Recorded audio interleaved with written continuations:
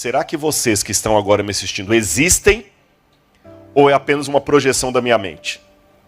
Sabe quando você está sonhando? No sonho você não vê um cachorro mordendo você que não existe, você não sonha caindo, uma cena que não existe. Então os céticos absolutos da época de Descartes chegavam a dizer o seguinte: olha, eu posso duvidar de tudo, até mesmo se você está aqui me vendo, ou se minha mente não está projetando isso em algum lugar. Aí o Descartes respondeu: eu posso chegar a esse ponto de discordar de tudo, questionar tudo, mas eu não posso questionar a minha existência. Porque ainda que vocês sejam uma ilusão, eu tenho que estar em algum lugar provocando essa ilusão. Aí é onde veio a frase: penso, logo existo. Cogito ergo sum. Eu acrescentaria algo à frase de Descartes: amo, logo existo. E me sinto amado por ele.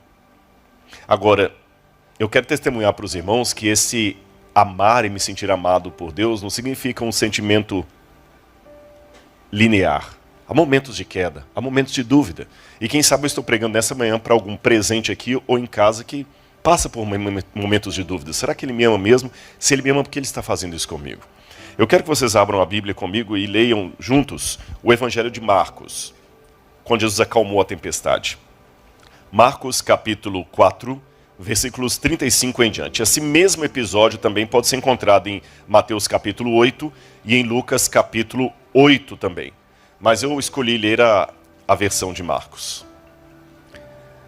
Vocês sabem que Marcos, antes de nós lermos aqui, é um evangelho que me chama muito a atenção por vários detalhes. Um deles é o seguinte: deixa eu fazer uma pergunta para a igreja e você mesmo em casa pode responder verbalmente, vamos participar ainda que de maneira virtual.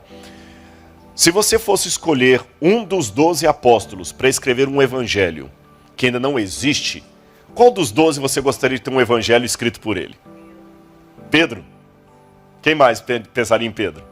Acho que é a resposta imediata, né? Todo mundo queria um evangelho de Pedro. Eu também. Como é que seria um evangelho escrito por Pedro? Aí quando eu comecei a estudar a origem dos evangelhos, eu descobri um documento do 2º século, escrito por Papias, onde Papias coloca uma frase assim: Pedro falava, Marcos escrevia. E eu vou resumir para vocês aqui: o Evangelho de Marcos, na verdade, foi escrito sob os auspícios do apóstolo Pedro. Quando Pedro estava em Roma, porque foi o seguinte, João Marcos, ele seguia Paulo e Barnabé. Só que houve uma briga, porque Marcos, muito imaturo, abandonou Paulo numa época complicada e foi embora, e Barnabé queria dar uma segunda chance para Marcos, Paulo não queria. Então Paulo e Barnabé brigaram por causa disso. Barnabé levou Marcos para continuar ensinando Marcos a evangelizar. Nesse meio tempo, Barnabé separa de Marcos. Algumas dessas informações não estão direto na Bíblia, mas a gente tem informação do período patrístico ali, como por exemplo que Pedro morreu crucificado de cabeça para baixo, Paulo morreu degolado. Nós temos informações históricas que não estão na Bíblia. Então Marcos separou de Barnabé e ele foi ajudar o idoso apóstolo Pedro, que a essa altura já estava preso em Roma. E Pedro, provavelmente de Roma, resolveu escrever um evangelho. E Pedro quase certamente era analfabeto. É muito provável que as duas cartas de Pedro e o evangelho não foram escritas direto pela mão de Pedro, mas ele foi ditando para um secretário. Tanto é que as duas cartas têm estilo de redação diferente. Na época bíblica, o autor e o escritor não são sinônimos perfeitos.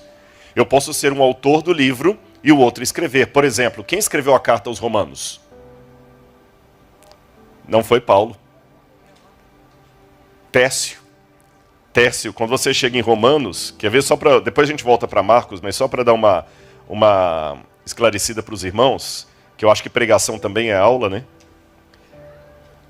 Quando você vai em Romanos, capítulo... Deixa eu virar aqui. Capítulo 16... Romanos, capítulo 16, versículo 22, diz assim: eu, Tércio, que escrevi essa carta, mando saudações ao Senhor. Então quem escreveu Romanos foi Tércio. Mas quem é o autor de Romanos? Paulo. Lembra que eu falei, autor e escritor não é a mesma coisa. Um é o autor, mas quem escreveu foi outro. Então Paulo também é analfabeto? Não. É que era uma outra coisa que eu posso explicar para vocês numa outra oportunidade. Aliás, quarta-feira agora, quem quiser participar, depois vocês podem olhar nas redes sociais, eu vou dar às 20 horas uma aula sobre a Bíblia Sagrada no meu canal do YouTube. E nessa aula eu vou explicar um pouquinho como é que a Bíblia foi escrita e essa questão dos autores aqui, dos secretários, tá bom? Paulo sabia ler e escrever, mas ele usou secretários mesmo assim. E Pedro também usou. E o provável secretário de Pedro para escrever o Evangelho foi Marcos. Aí um outro depoimento que nós temos também patrístico diz que Pedro ele era testemunho ocular e passava as informações para Marcos e Marcos ia redigindo. Agora que eu sei disso, eu posso dizer, tem um Evangelho de Pedro na Bíblia, é o Evangelho de Marcos. E curiosamente falando, o Evangelho de Marcos é aquele que mais acentua os defeitos de Pedro. De todos os 4 evangelhos, o que mais mostra os erros de Pedro é Marcos. Parece que ele fazia uma autoconfissão, uma meia-culpa, conforme o clássico Quo Vadis, né? Onde tu vais, Pedro? E Marcos escreve de uma maneira até infantil, é o evangelho mais simples, e é o primeiro evangelho que foi escrito. Dos 4, o primeiro provavelmente foi o evangelho de Marcos. E por que eu estou contando isso? Quando Marcos coloca os detalhes da tempestade, vamos voltar lá, Marcos capítulo 4, versículos 35 em diante, ele põe alguns detalhes até infantis que outros evangelhos não trazem. É o estilo de Marcos. Vamos ler. Naquele dia, sendo já tarde, Jesus disse aos discípulos: vamos passar para outra margem? E eles, despedindo a multidão, o levaram assim como estava no barco, e outros barcos o seguiam. Preste atenção nessa leitura, porque depois vou mostrar um erro que muita gente comete nesse episódio aqui, tá bom? Já dei a dica, presta atenção na leitura, porque vai ter um erro que as pessoas cometem. Verso 37. Bom, eu falei que outros barcos o seguiam. Ora, levantou-se grande temporal de vento, e as ondas se arremessavam contra o barco, de modo que o mesmo já estava se enchendo de água. E Jesus estava na polpa, dormindo sobre o travesseiro. Olha o detalhe que Marcos coloca. Lembra que eu falei que chega a ser infantil? Ele põe que Jesus estava dormindo e que tinha um travesseiro ainda. E Jesus estava na polpa dormindo sobre o travesseiro. Os discípulos o acordaram e lhe disseram: Mestre, o Senhor não se importa que pereçamos? E ele, despertando, repreendeu o vento e disse ao mar: acalme-se, fique quieto. O vento se aquietou e tudo ficou bem calmo. Então Jesus lhes perguntou: por que vocês são tão medrosos? Como é que ainda não têm fé? E eles, possuídos de grande temor, diziam uns aos outros: quem é este, que até o vento e o mar lhe obedecem? Quando a gente estuda essa parábola, a gente, dentro do contexto, fica com a Bíblia aberta, nós aprendemos mais coisa do que nós podemos imaginar. Esse mar da Galileia, eu vou mostrar para vocês daqui a pouquinho o mapa. Esse mar da Galileia onde isso aconteceu não é um mar de água salgada, como a praia de Ipanema, a praia de Botafogo. Tem praia em Botafogo? Tem, né? Gente, eu sou de Minas, né? Praia de Mineiro é Juiz de Fora. Praia de Ipanema, praia de Copacabana, de Botafogo. É um mar de água doce, é um lago. É um lago, tá certo? Como a Lagoa da Pampulha em Belo Horizonte. A Lagoa Rodrigo de Freitas aqui é água doce ou... é esgoto. Vocês que falaram, eu só estou repetindo. Mas é água salgada ou é salgada? Mas imagine se a Lagoa Rodrigo de Freitas fosse de água doce. Você entendeu? É como se fosse a Lagoa Rodrigo de Freitas. Aí você pode falar: Rodrigo, se era um grande lago, por que eles chamam de mar? Quem é mineiro sabe responder isso. A gente que não tem praia, qualquer coisa é um lagoão. Para eles, qualquer extensão de água grande era um mar. Yam, em hebraico, era um mar. E naquela época bíblica, o mar sempre tinha uma conotação muito perigosa, muito assustadora. Se você pegar a mitologia grega, ela está repleta de histórias ou mitos envolvendo o mar. Lembra Ulisses que vai para o mar lá e Poseidon tenta matar Ulisses enquanto ele vai lá nas guerras de Troia e tudo. Depois Ulisses volta. O mar sempre é algo sombrio. Quando você pega os mitos ugaríticos, o mar é onde mora um monstro caótico, o Tiamat, que participa da criação. Você pega a Babilônia também, o mar sempre é tido como algo ruim. E por que eles tinham essa ideia? Gente, porque hoje... Eu vou tomar licença, não me deu essa autorização, Igor. Espero que você não fique bravo comigo. O Igor vai viajar de navio, em segurança. Vai de avião, depois navio. Você não tem hoje o medo de viajar de navio que tinha na época do primeiro século. Porque toda viagem de navio era 80% uma viagem sem volta. Para começo de conversa, os navios não podiam nem precisar que hora iriam sair, porque dependiam do vento e eles não tinham previsão meteorológica como nós temos hoje. Então, por exemplo, um navio que fosse embarcar no porto da Via Ápia, em Roma, ele marcava assim, você tem que estar aqui no dia 15 das calendas de Márcios. Você chegava lá no dia 15... E o navio podia sair 3, 4 dias depois. Você tinha que ficar ancorado ali no porto esperando, porque eles dependiam do vento, era vela. Era vela, e às vezes tinham uns remadores também, mas é uma série de coisas. E eles não sabiam prever, como nós temos hoje, com tanta precisão, se haveria tormentas em alto mar ou não. Por isso que o mar sempre era um lugar perigoso. Muito perigoso. Isso aqui que vocês estão vendo aqui nesse quadro é um mosaico de uma casa de uma pessoa muito rica. Vocês já sabem onde aconteceu. A primeira coisa que me chama a atenção é que Marcos dá um detalhe. Quando Jesus foi, outros barcos o seguiram. Mas quando levantou a tempestade, só tinha o deles. Cadê os outros? Primeira pergunta. Você está disposto a continuar seguindo Jesus mesmo quando a tempestade? Irmãos, isso que eu vou falar para vocês aqui agora é tão recente na minha cabeça. Minha esposa sabe que eu tenho uma mente inquieta. Eu fico sempre elaborando. Não sou um fanático não, viu, gente? A gente assiste série juntos, assiste desenho animado, tira o tempo para a família. Não brinco com isso não, ela sabe disso. Mas ao mesmo tempo, às vezes eu fico pensando em algumas coisas. Olha, pensei nisso aqui. Essa semana me veio um pensamento à cabeça que eu não tinha ainda imaginado. Eu quero compartilhar para os irmãos aqui de segunda mão, porque primeiro eu falei com minha esposa. Olha como é que nós temos a tendência a abandonar Jesus quando a crise apresenta. E quando eu digo nós, estou falando nós mesmo, primeira pessoa do plural. Não estou falando os falsos crentes, não. Eu já vi algumas pessoas que ajudam muito as pessoas, Marcos. Mas quando eles envelhecem ou quando não estão mais na ativa, todo mundo some. Todo mundo some.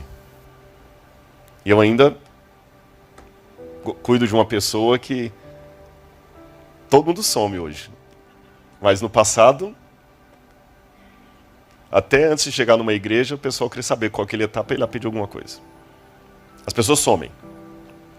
Tanto é que o padre Fábio de Mello uma vez falou um negócio que eu falei, puxa, é verdade. Ele falou assim, as pessoas que realmente importam na sua vida são aquelas que continuarão do seu lado quando você não for mais útil.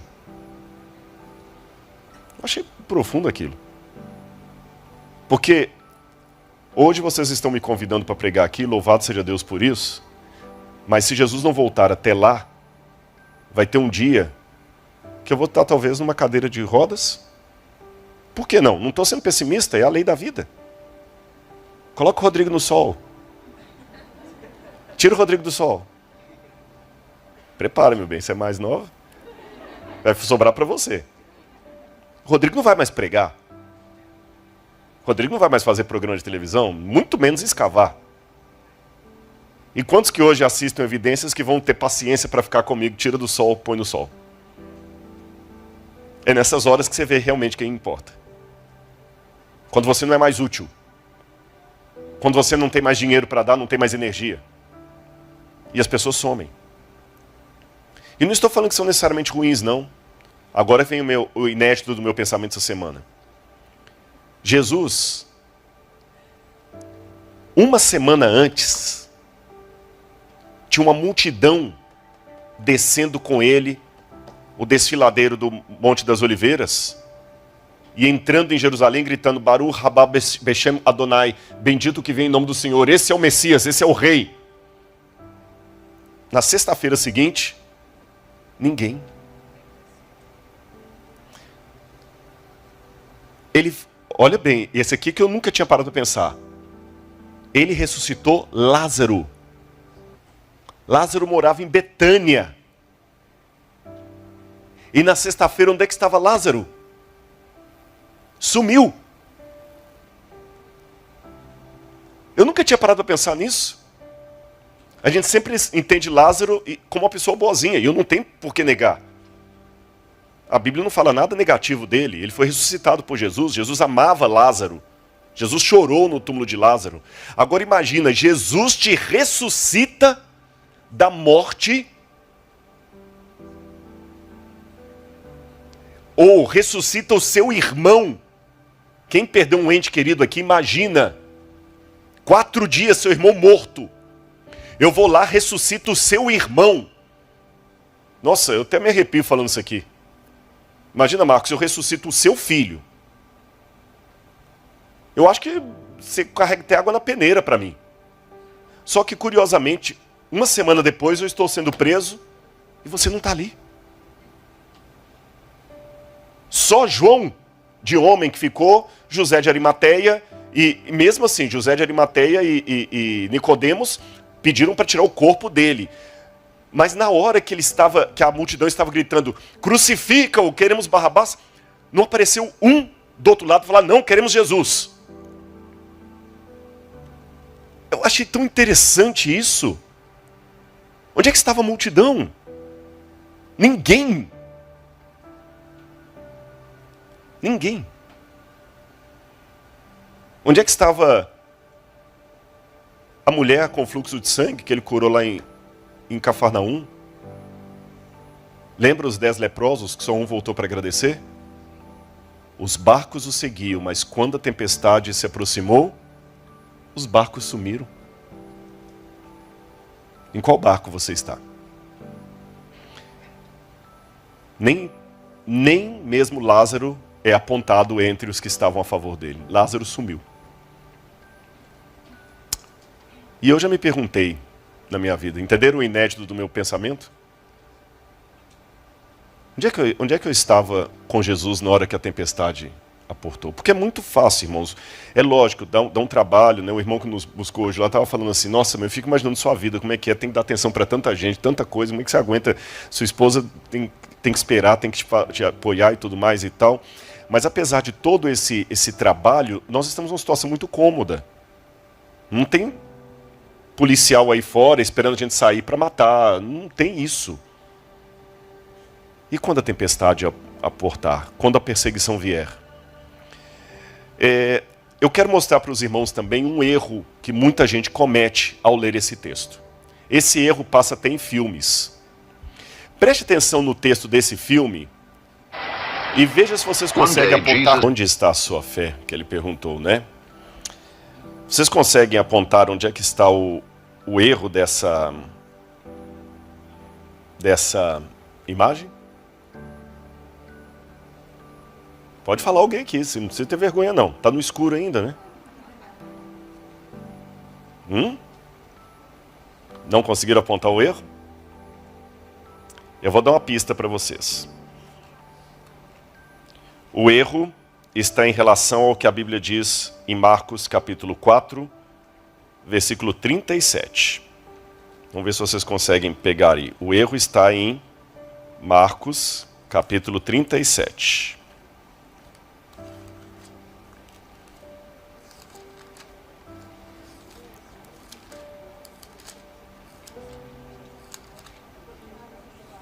Hã? Não ouvi. Não viu o arco sobre o barco? Mas entrou ali, tem uma parte. Olha aí o verso que eu falei. O verso mostra o erro do filme. Como era o tipo da tempestade? Pode falar. Não verbalizou. Mas tem um erro mais sério. Era tempestade de vento. Não era tempestade de água. Percebeu? O que era tempestade de vento? Vou mostrar para vocês. Esse é o mapa, de novo, de Israel, como falei com vocês. Lá em cima, no número 30, acho que era 30 lá em cima, onde está o Monte Hermon. Está meio branquinho ali, porque o Monte Hermon tem neve, e a neve derrete e vai formando o veio do Rio Jordão, que vai descendo.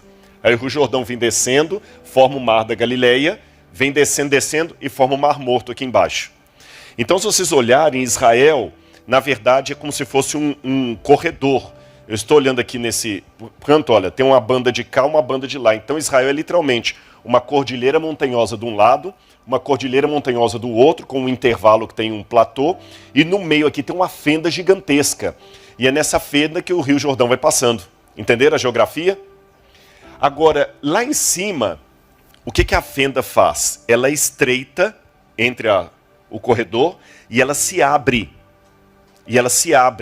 Então o vento que vem do norte, ele passa, e vocês sabem, quando o vento vem passando, e ele passa através de um lugar mais, como é que eu diria, estreito, ele pega velocidade.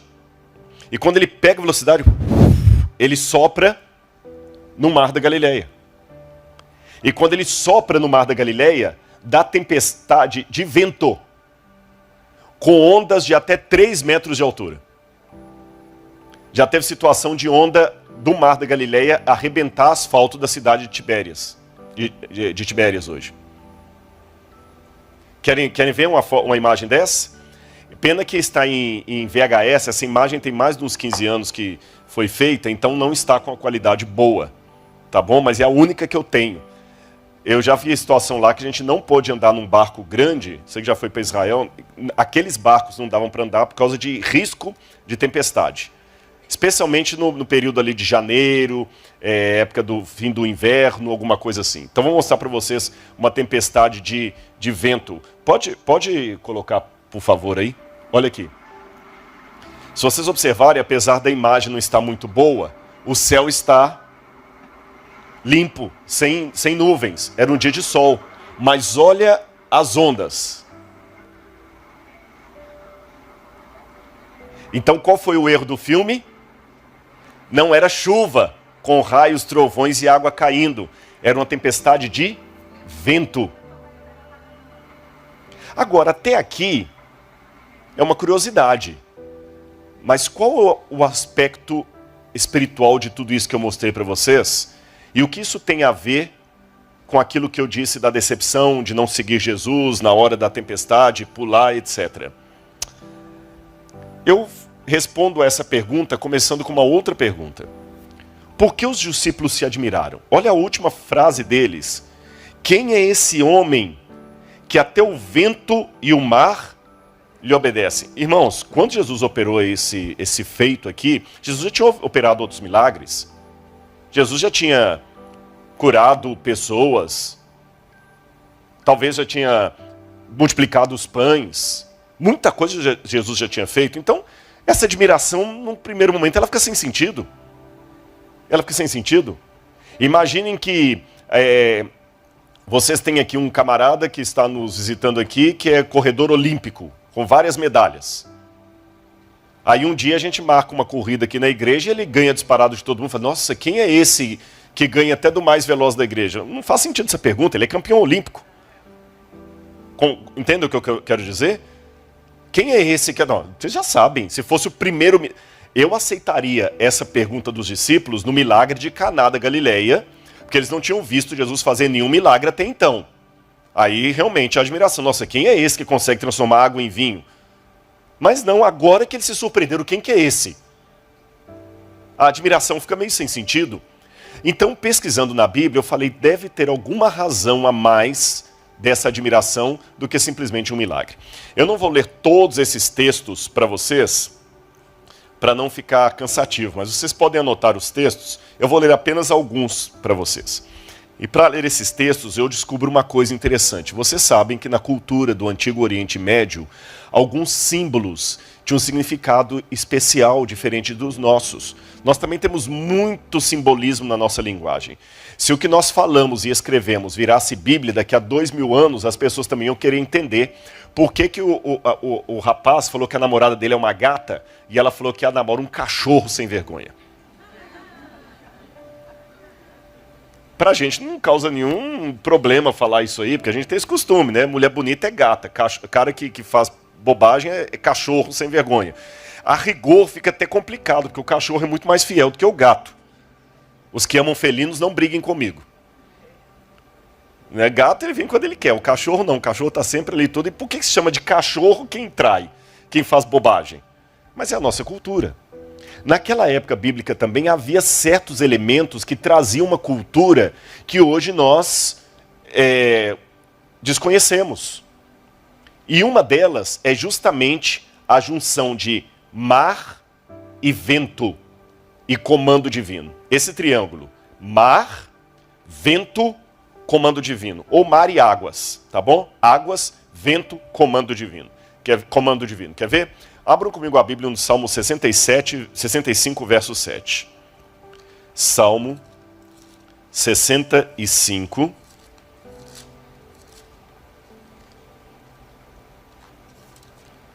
Salmo 65, verso 7. Quando a Bíblia vai falar de Deus, olha o que ela diz.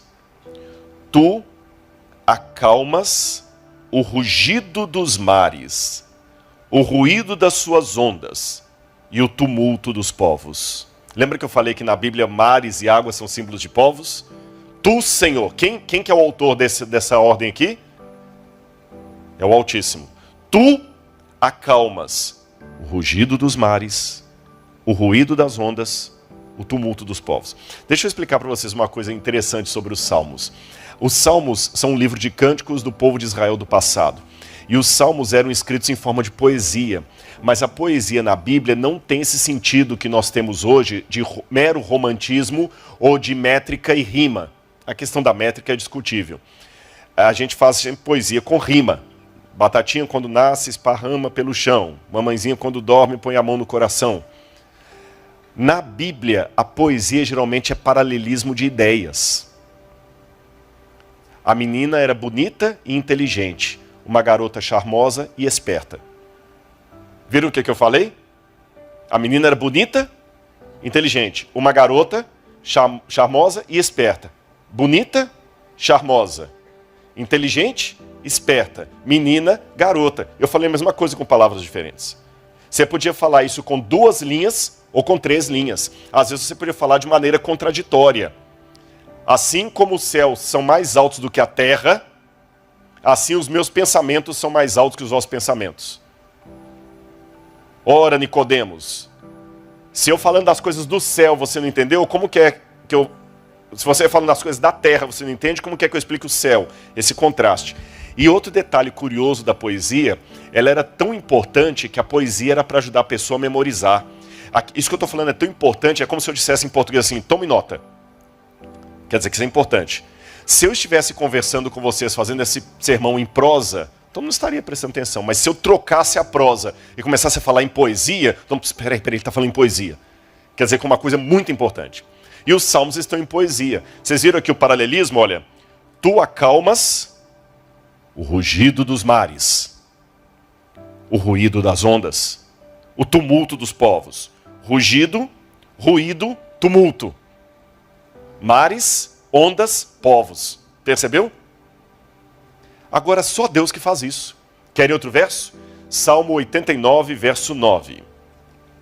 Salmo 89, verso 9. De novo falando de Deus.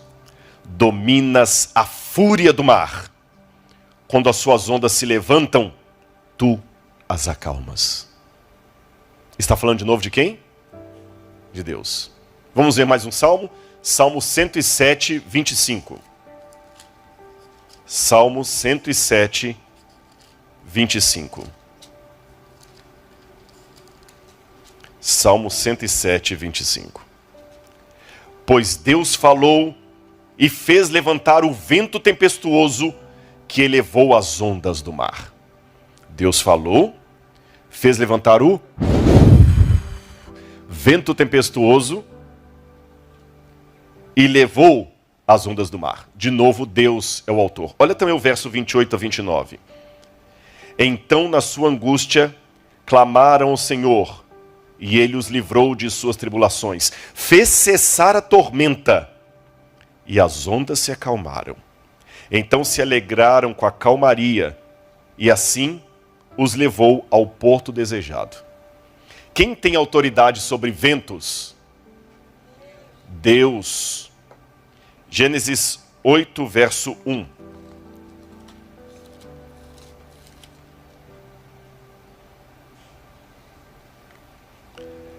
Então o Senhor se lembrou de Noé, e de todos os animais selvagens e de todos os animais domésticos que estavam com ele na arca.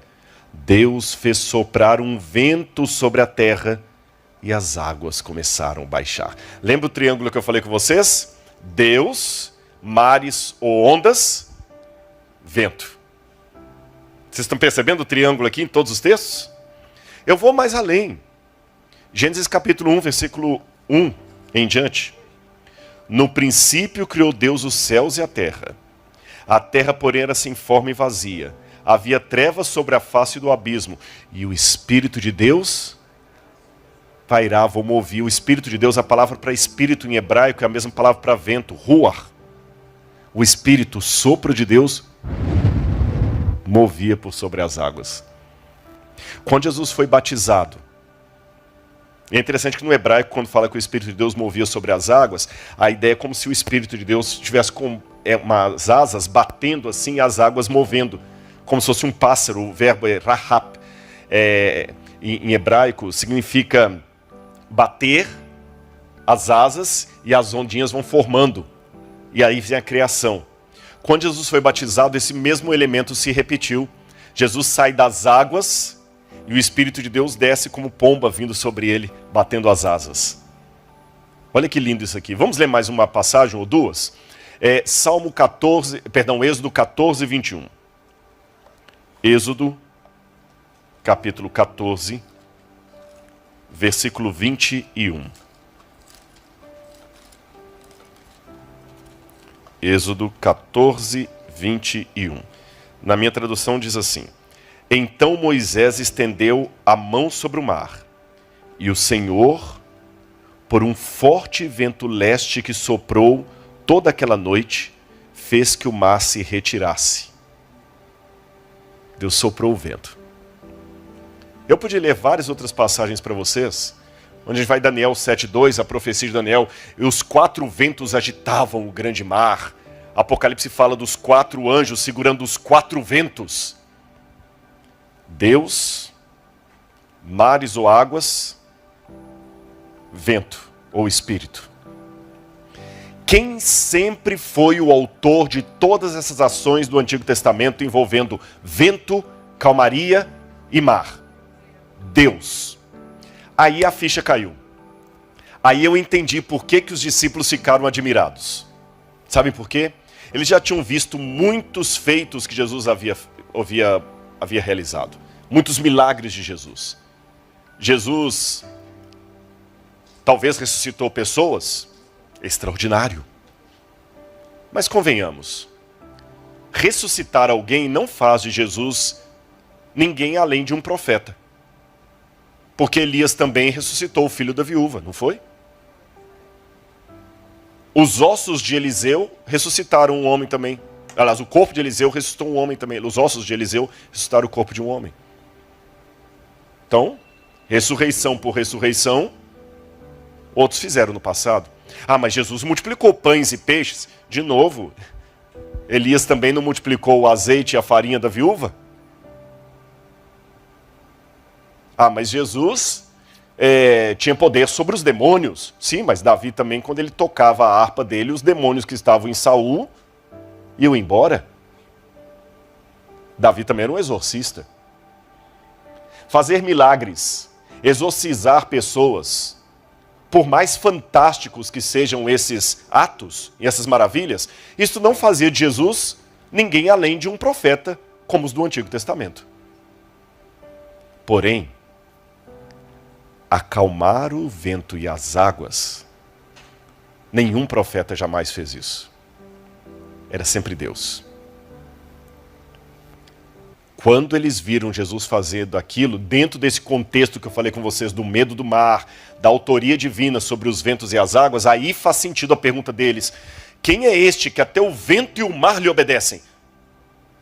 A gente pensou até agora que ele era um profeta. Depois começamos a cogitar que ele era o Messias. Mas ele é mais do que profeta e Messias. Será que ele é Deus? Para mim, eu tenho nesse episódio aqui uma prova que os discípulos entendiam a divindade de Jesus. Agora, irmãos, tudo isso aqui é história, explicação e Bíblia. Mas houve muitas vezes em que eu estive no Mar da Galileia em situações as mais diversas possível. Eu já fui mais de 30 vezes para lá. Não falo isso para exibicionismo, não. É para honra e glória de Deus. Deus me dê esse privilégio de ir lá e poder ensinar a Bíblia em loco. Só que eu estou contando isso para testemunhar aos irmãos que houve vezes também em que eu estive ali e falei: Senhor, o que está acontecendo? E 2 episódios muito difíceis da minha vida, eu estava justamente no deserto do Sinai, no Horebe, orando sozinho. Outro foi no Mar da Galileia. E me caiu a ficha de uma coisa: por que muitas pessoas querem vir para Israel? Por que eu mesmo volto tantas vezes ali? É lógico que tem a questão arqueológica, conhecer o lugar onde Jesus esteve, isso tudo é fantástico. Mas eu percebi em muitas pessoas que me acompanham lá um motivo que vários admitiram depois. Sabe o que é? A gente vive às vezes eu vou criar um paradoxo aqui, mas eu espero que os irmãos entendam. Um silêncio ensurdecedor de Deus. É um paradoxo. Que dá tanta angústia. Onde é que estão os milagres do passado? Aqueles milagres assim, com todo respeito, eu não estou falando milagre assim, quem está com a dor no ombro, levanta e movimenta o ombro. Não estou falando milagre daquele tipo mesmo. Você vê uma pessoa que não tem perna, a perna crescer ali e ele começar a andar, igual Jesus curou o coxo. Você entendeu? Eu estou falando um milagre assim, de um homem estar morto 4 dias lá e alguém foi levantar. Estou falando milagre nesse sentido mesmo. Da pessoa chegar cega mesmo. E o olho voltar a enxergar assim na maior. Alguém está ali no velório. E você se compadecer com a dor daquela mãe sepultando um filho e falar assim: em nome de Jesus, levanta e anda, camarada, levanta no velório. Esses milagres, onde é que estão? O mar abrir. E parece que às vezes a gente vai para lá, para Israel, para pelo menos ficar um pouquinho perto de onde as coisas aconteceram, para ver se algo nos toca.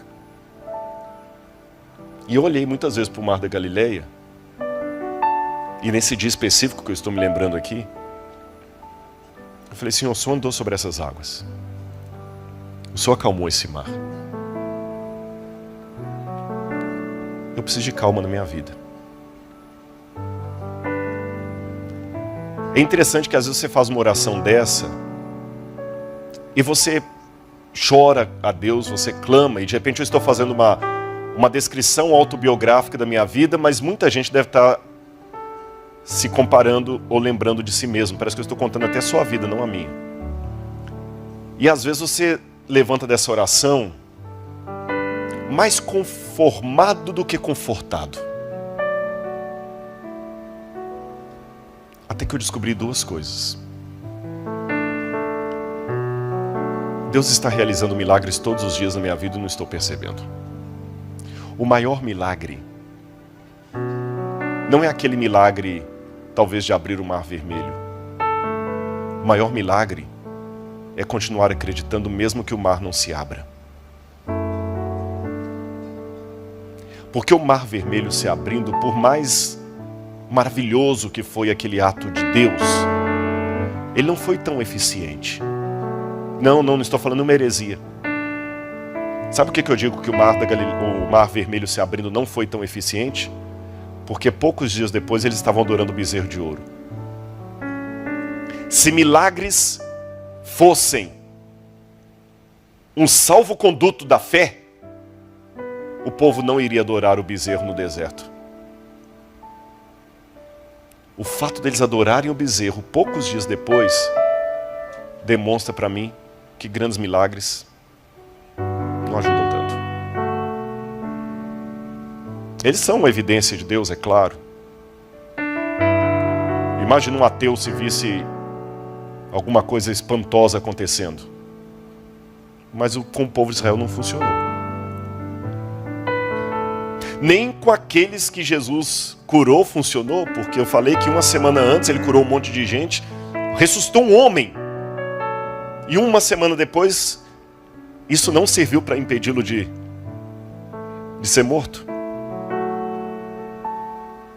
Então milagres têm a sua limitação.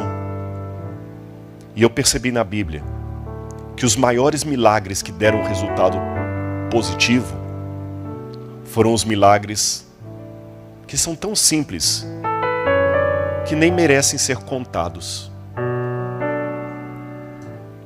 E um desses milagres, vocês estão vendo aqui nessa manhã, eu estar aqui de pé contando isso para vocês. Porque pode parecer muito fácil. Não, hoje está aqui bacana e tudo, a esposa apoiando e tudo e tal.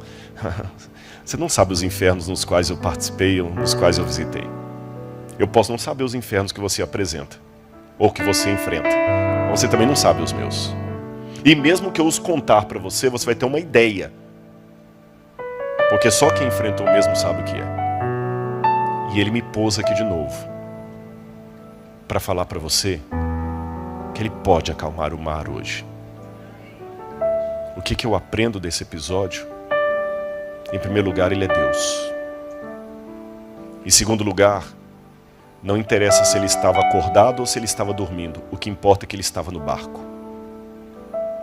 Não interessa se a sua oração está sendo respondida ou não respondida. O que importa é que ela está sendo ouvida. E se ela está sendo ouvida, cala, fica na sua. Ele sabe o que está fazendo. Confia. Porque você vai saber o que é fé quando a fé for a única coisa que sobrar para você. Até esse dia você vai estudar sobre fé, a etimologia da palavra fé, fides, emuná, pistes em grego. Você pode fazer todo um discurso da palavra fé, mas você só vai saber o que é fé quando a única coisa que te sobrar vai ser isso. Ele está aí. E eu termino contando uma parábola, como contei ontem. Dizem que na Idade Média, muitos cavaleiros templários saíam da Europa para a Palestina em busca de relíquias sagradas. Queriam pedaços da cruz de Cristo, palha da manjedoura, até gotas do leite do seio de Maria foram levados para a Europa como relíquias sagradas. Vocês já devem ter ouvido falar disso aí, né? E sabem qual foi a relíquia sagrada mais procurada de todos os tempos? O Santo Graal. O cálice sagrado. Aquele copo que, segundo a tradição, teria tocado nos lábios do Senhor na noite em que ele fora traído. E muitas lendas surgiram na Idade Média, e eu vou contar uma delas para vocês. É uma lenda, mas ela tem uma aplicação. Um cavaleiro templário, uma vez saiu de seu feudo, seu castelo feudal, para ir à Palestina buscar o Santo Cálice, o Santo Graal. Ele queria encontrar o cálice sagrado. A porta elevadiça desceu, ele saiu montado no seu cavalo, com seu escudo, sua lança, sua espada, seus elementos de viagem. E quando ele cavalgou, pouco distante do palácio, ele passou por uma clareira de uma floresta, e havia um riacho, e perto daquele riacho havia um leproso. E a lenda diz que o leproso, quando viu aquele cavaleiro com seu cavalo, ele levantou: Senhor, Senhor, por favor, Senhor, Senhor, estou cansado e morrendo de sede, um pouco d'água por amor ao céu. e levantou um copo. E aquele cavaleiro viu o copo, o riacho estava ali, mas o leproso não podia pôr a mão na água do riacho porque ele era leproso. Ele iria contaminar a água, e se ele colocasse a mão na água e alguém o visse, o mataria. Então, mesmo perto do riacho, aquele leproso precisaria de alguém que, por misericórdia, desse água para ele. O cavaleiro olhou para aquele leproso e pensou, não, mas algum servo do meu castelo vai vir aqui buscar água e vai atender esse homem. Eu tenho uma caravana me esperando na cidade próxima, não posso perder tempo com ele. Desculpe, amigo, eu estou com muita pressa, eu tenho que buscar o cálice sagrado. Mas, Senhor, eu tenho sede, sinto muito, alguém vai te ajudar. E foi na poeira da estrada, deixando para trás a silhueta daquele leproso. A lenda conta que passaram-se os dias, os meses e os anos, e depois de uma árdua busca, aquele homem ficou frustrado.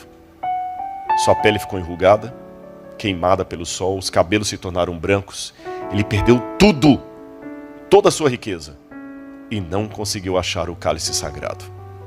Só lhe sobraram 3 coisas: o seu castelo, a essa altura abandonado, o seu cavalo e parte da sua armadura. Ele volta, frustrado.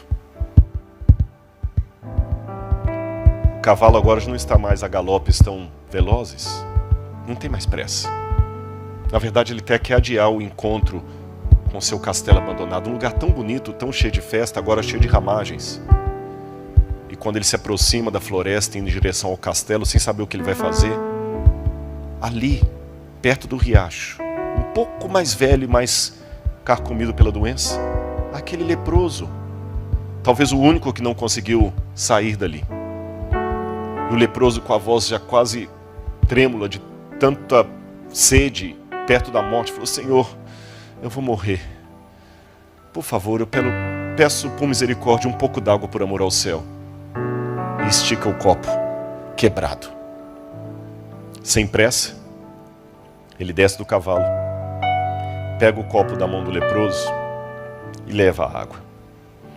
E quando ele leva a água, essa lenda diz que num primeiro momento houve um brilho, que ele se assustou. E aquele copo se transformou na mão dele, não era mais um copo velho quebrado, mas era o santo graal que ele estava procurando tanto. E o leproso já não era mais um leproso, mas a figura reluzente do próprio Filho de Deus. Eu sei que é uma lenda, isso não aconteceu. Mas ela serve para dar uma lição para todos nós, como Jesus, ao contar suas parábolas, perguntava: o que vos parece? À semelhança daquele cavaleiro andante, muitos de nós buscamos longe o que está perto. Aquele dia que eu orei no Mar da Galileia, pedindo um sinal, nada de extraordinário aconteceu. Nada de extraordinário aconteceu. Não houve vento soprando na água, nem acalmando a água. Não vi ninguém andando sobre a água. Não vi nenhuma multiplicação de peixes. Nada aconteceu. Porém, anos e anos depois daquela situação, onde eu não via luz no fim do túnel, eu chego a essa igreja e vejo uma garotinha que, por sinal, tem o nome da minha esposa, Laura. Quantos anos você tem, Laura? 10 anos. E traz o meu livro para eu assinar. O milagre está aqui. Uma garota de 10 anos trazendo o meu livro de arqueologia para eu assinar. Que é um livro que traz hebraico, grego, acadiano, egípcio. Olha o milagre aqui. Eu estou aqui podendo assinar o livro para ela. Não busque longe o que está perto. Tá bom? Não abandone o barco de Jesus por causa da tempestade que se levantou. Não volte, continue com ele. A tempestade dá medo. Todo mundo recuou. E mesmo que ele estiver dormindo, ele está aí no barco. Pode ter certeza. Porque ele estava no meu barco. Mesmo que eu talvez não estivesse percebendo isso. Que Deus abençoe você nesse momento.